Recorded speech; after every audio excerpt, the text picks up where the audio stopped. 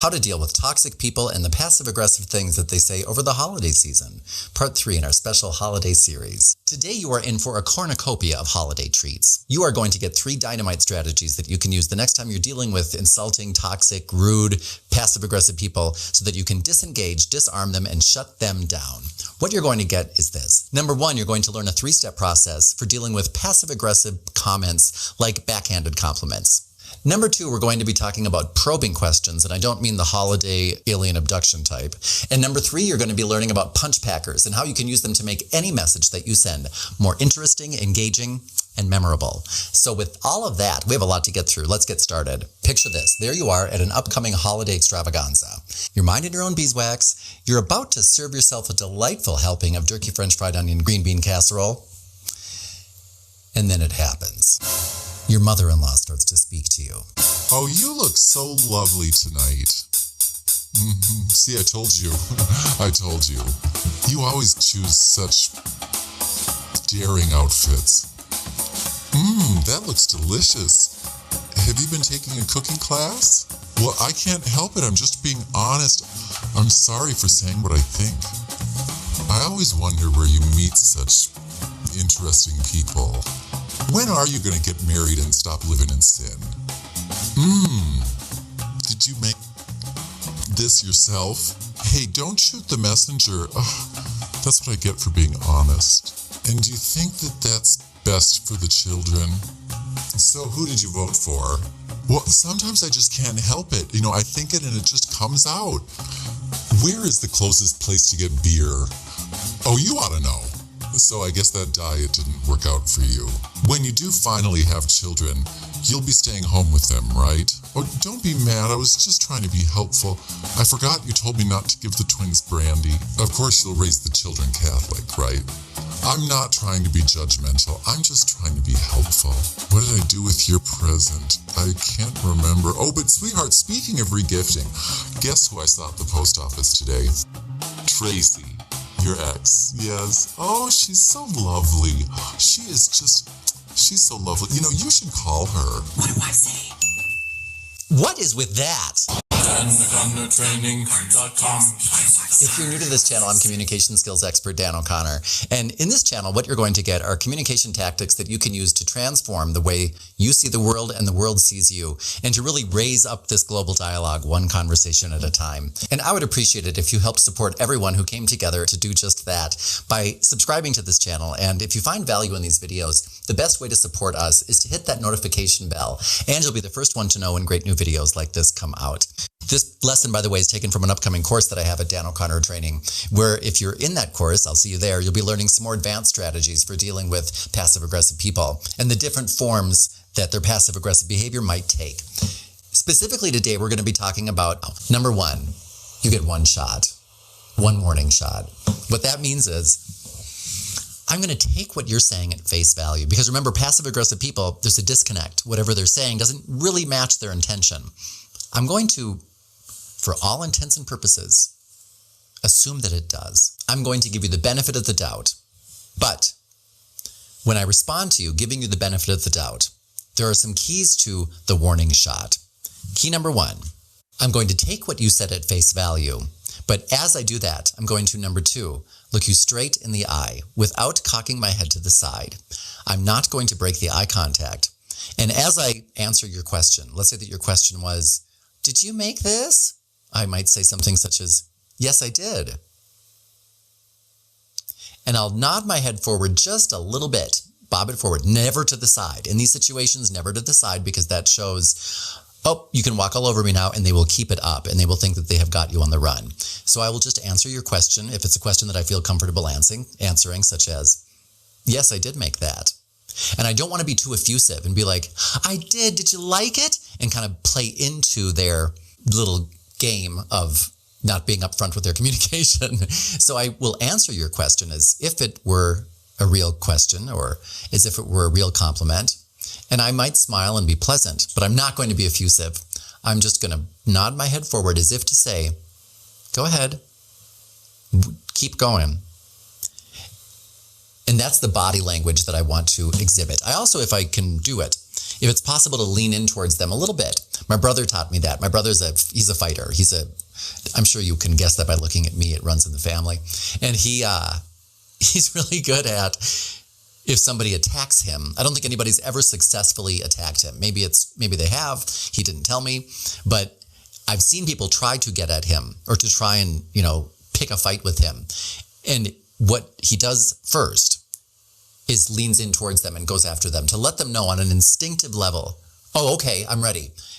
Because he's told me, and it's true, I've seen it, almost everybody, almost every bully, almost every single one that will pick a fight with you, whether it's verbal or physical, almost everyone, when you challenge them and say, all right, and face them and go towards them, instead of backing up even just a little bit, if you go towards them with your chest out, your head held forward, just like a bull that's about to charge, and say in either your words or your body language, all right, it's on. Almost every time they will back up, because there's a certain pattern of behavior and of reactions that people are used to. A bully knows that when they go after most people back up. Most people take a step back. Most people cower. Most people will do something to avoid that situation. And the same is true for verbal bullies. Most people will back down or avoid or do something to try and avoid confrontation with you in the moment. Don't do that. Because just by shifting the regular course of action, by shifting the pattern that they're used to, you will take people off guard, whether it's physical or verbal. Lean into people and let them know, oh, okay, I'm ready.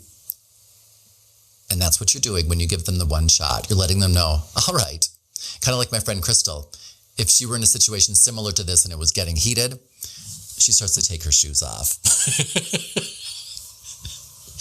I've seen her do it. And I'm like, what are you doing? Why are you taking your shoes off?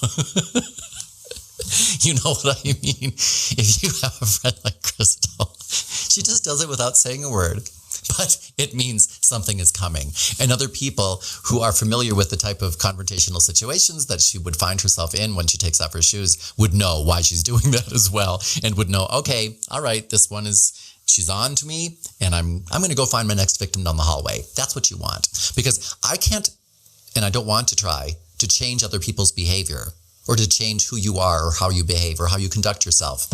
That's not up to me. It is up to me, however, to train you that you will not get your rewards here with me. You will not get me to accept it, overlook it, or engage with you and have a battle of wits right here at the holiday table to see who's the most unenlightened communicator in the family. So that's the first thing that you do. But if they push it, and they just may, if after letting them know, yes, I made that, I'm glad you like it. If they keep it up, and make another comment, like one of the ones we talked about at the beginning, something such as, you always wear such daring outfits. Then you might want to go on to your clarifying questions. A clarifying question is one that is designed to take something that somebody's saying and say, you're not hiding that, Christmas turd. I'm going to bring that to light and make you take a good look at it and show it to everybody else here before we flush it.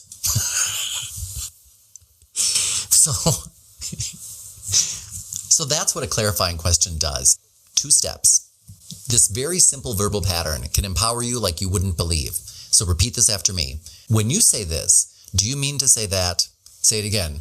When you say this, do you mean to say that? One more time, and now it's going to be yours. When you say this, do you mean to say that?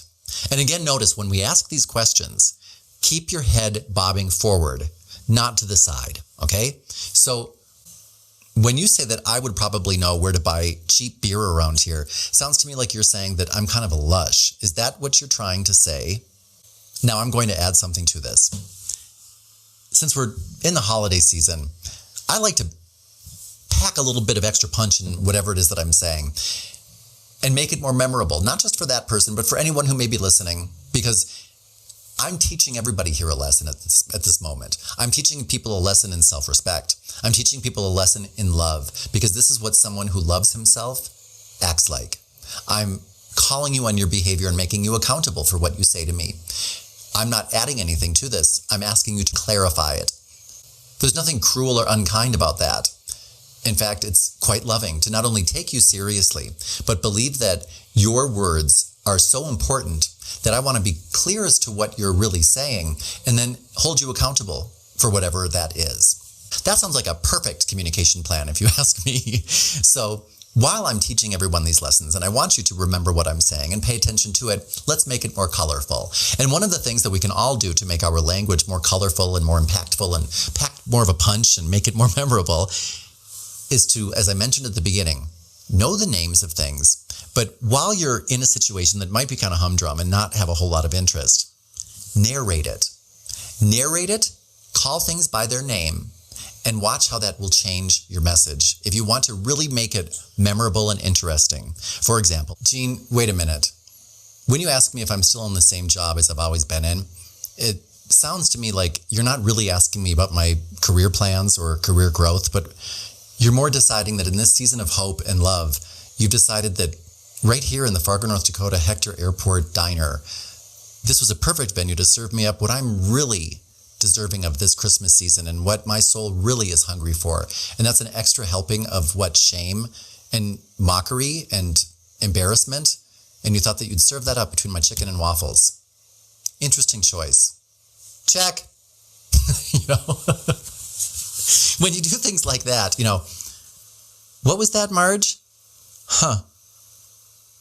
Marge, I'm surprised that you chose this venue, the O'Connor family dinner, right here at the table that bears my name, to serve me up what you believe was the dish that I would find most satisfying this holiday season. And that was a gift of judgment that you thought you'd slide in right between the layers of Michelle's, which is otherwise delicious 9-layer dip. I'm surprised. And I'm still left a little bit hungry, to tell you the truth. So could you pass the stuffing over there? No, not that, the one right from the bird. Yeah, give it from the bird. There's plenty in there. She's full of it this year. Yeah, thank you. Those are just some suggestions. I figure while we're in the holidays, we might as well really make it a memorable one. You know what I mean? Now, let's say that, by the way, I say to Marge, it sounds to me like when you say that I wear daring outfits, what you're really trying to say is that instead of sitting here singing fa la la with the family, I should be really down on 42nd Main with the other ho-ho-hos. Is that what you're saying this outfit really conveys? And no matter what they say, because I've already determined that is what you're saying. They might say, what are you saying? And we're going to get into some ways to counter what they may say after this. But one way is whether they remain silent. They could remain silent. And I would say, Marge, if you do have something to say to me and you believe that it's an appropriate message at an appropriate venue and an appropriate time, I can take it. You don't need to be afraid to tell me what it is that you need to tell me. Just say it straight out. You don't need to hide behind insults or humor. I can take it. So I like to tell people, you don't need to be afraid. I can take it. What that's saying is, I'm not afraid. Go ahead.